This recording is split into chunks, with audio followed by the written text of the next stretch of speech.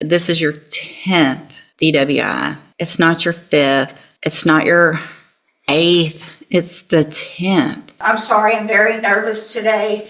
I'm asking you, please do not send me back to prison. I am definitely headed in the right direction. Your last sentence was for 15 years in prison. The one before that was for 10. Another 10 year back in 09. I mean, this goes back to the 90s. The fact is, we're just lucky that you haven't killed someone in our community. I just can't do it. I'm going to sentence you to a term of. This woman is back in court today for sentencing after her 10th DUI. Her record goes all the way back to the 90s, yet she's still standing here asking the judge not to send her to prison. She says her actions come from a difficult childhood and past trauma, but at some point, those explanations stop holding up. Everyone in the courtroom can see she's running out of chances, and it's hard to watch. It's honestly shocking that she's even still allowed to drive after so many arrests. What do you think? Should she get one more chance at treatment? Or is it finally time for prison after 10 DUIs? Let's take a look at what happened. Ma'am, are you Catherine Welch? Yes, Your Honor. And Ms. Welch is here with her attorney, Mr. Gertz. State's attorney is present. Ms. Welch was previously in court, entered a plea of guilty to driving while intoxicated third or more, as well as a prior offense, which made it a second-degree felony offense. There was no agreement with regard to punishment. I have received the pre-sentence report, and has everyone had an opportunity to review that report? Okay, is everyone ready to proceed with sentencing then? Yes, Judge. Yes. All right, then, argument.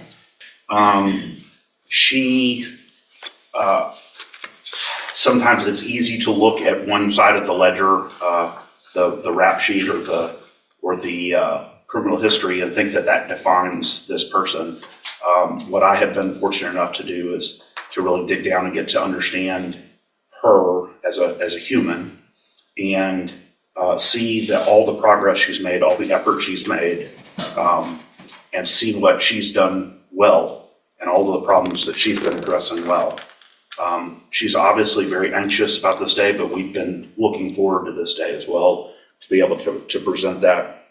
And I want to go down on the bottom of page 2, address what I was talking about in the CSI. So that I'm not saying that this wasn't the words that came out of her mouth, but when she was asked by one of the examiners in the probation report, if she felt she needed treatment, she said she didn't feel like she needed treatment. She wasn't opposed either. I want to clarify what we mean by that. And I say this here, but what she would say, I think, is she did 90 days of detox rehab related treatment, has continued aftercare, has continued mental health care. But in terms of going to a program that is specifically targeted at people who are currently using or currently intoxicated, I think she thought that wasn't the direction that would be ideal. She will do whatever you want her to do, but I wanted to explain what that comment means. Additionally, we've been in contact with her current parole officer. They are willing to keep her on parole instead of revoking her, depending on what the court does here. And so that was encouraging as well. I think we had the same kinds of conversations with them about her recovery and about her efforts. And so I think that was an encouraging sign from them. And then finally, Judge, you see, we didn't want to focus too much on support from the community because, again, this isn't just a run-of-the-mill case. This is a different focus. But, she is married. She has a family. She recognizes the impact that all of this has had on her family and her relationships. The strain it has put on her husband, both financially and also emotionally. And she accepts responsibility for that. Anything else? Would you like to say something, Judge? Your Honor, I just want to say that the past was fueled by drugs and alcohol. I take complete responsibility for that. I did not know from very young when things happened in my life that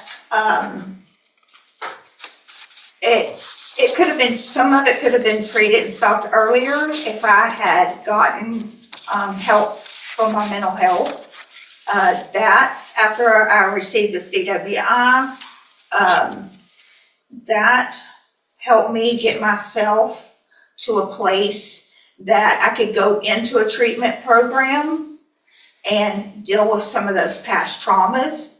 In the past, I didn't. I medicated and drank to just forget about the pain, just numb myself out. I didn't know how else to deal with that. And when I got on my mental health meds, and I have bipolar, I have PTSD, and my mind back then was very chaotic. And I just want to say, after I had my mental health meds, I was able to go through treatment at Santa Maria in Houston, and that place really saved my life. I did extensive 90-day treatment with trauma counselors. It was a trauma-informed community there. And also, when I completed that, I worked an outpatient program, but I still lived on their facility. I went to the sex trafficking and recovery program, and I was in that for about 8 months, where I got the state paid for the counseling for trauma still. And I just worked really hard in that. I got a job while I was in there. And then once that program was over, I moved to a sober living facility in Oxford House in spring, and I worked there until I felt like I was strong enough to come home and do what I needed to do. And I was in the complete program for right out of a year. And I'm sorry, I'm very nervous today, and I know that my past record is, like Brian said, atrocious. She doesn't seem like the worst person to ever face a judge.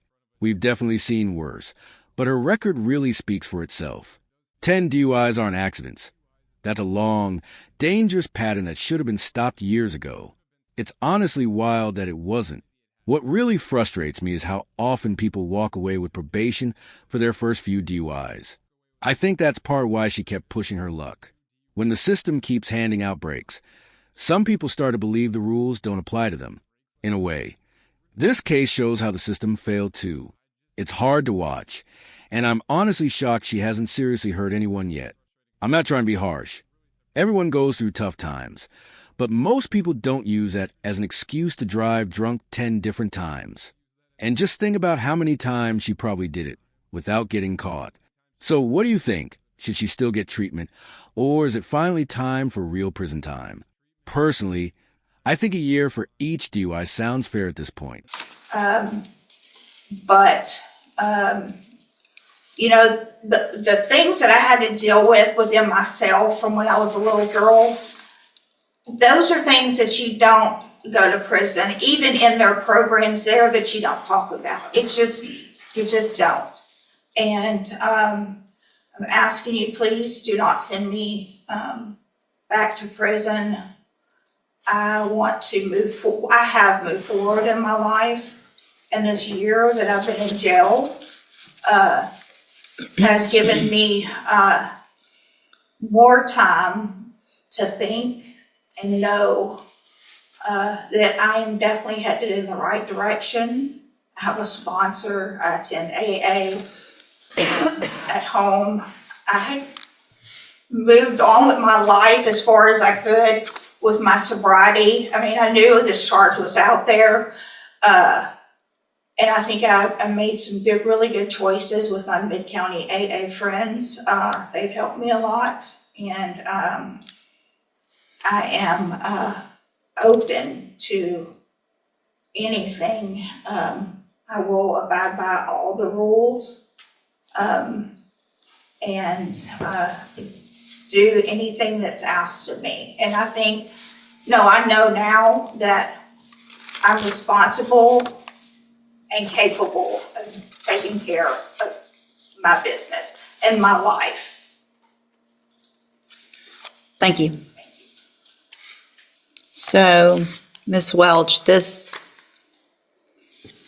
Malfino probably said it yet best, and I get this often, and they don't envy my position, and this is the worst part of my job.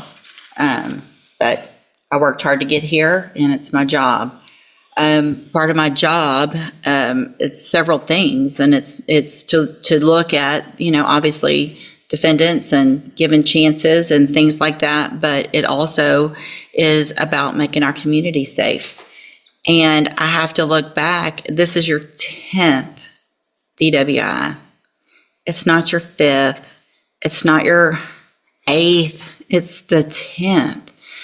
And while I understand the trauma that you went through, that you've been to Safe P 3 times. You've been given opportunities on probation where they were revoked. You've had opportunities while you were on parole to do what you have done now. And while I appreciate what you've done, and I think that's great, and my goal isn't to, to stop any improvement, but I can't, in my opinion, in good faith, go home tonight, look myself in the mirror and say I gave somebody on their 10th DWI, that your last sentence was for 15 years in prison. The one before that was for 10. The one before that, you've gone to another 10 year, back in 09. I mean, this goes back to the 90s. You got a 10-year sentence in 2011. While you're on parole for that one, you get another one. So they give you 15 years and you get out and you're on parole and you do it again. The fact is, we're just lucky that you haven't killed someone in our community 9 times over, being given opportunities. I just can't do it. I'm going to find that you entered your plea of guilty freely and voluntarily. I'm going to find and your plea of true to the prior offense. I'm going to find sufficient evidence to find you guilty, and at this time find you guilty of driving while intoxicated. I'm going to sentence you to a term of 18 years in the institutional division of the Texas Department of Corrections. You will receive credit on that sentence for any time that you've been in custody that the law gives you the right to receive. You're going to be handed a trial court certification that shows this was not, well, I guess there was an agreement because the waiver of the enhancement, which could have been a 25 to life, as Mr. Gertz said. So I'm going to hand you the certification that shows this was an agreement. You've waived your right to appeal. I'm also handing you a written admonishment regarding your ineligibility to possess a firearm or ammunition.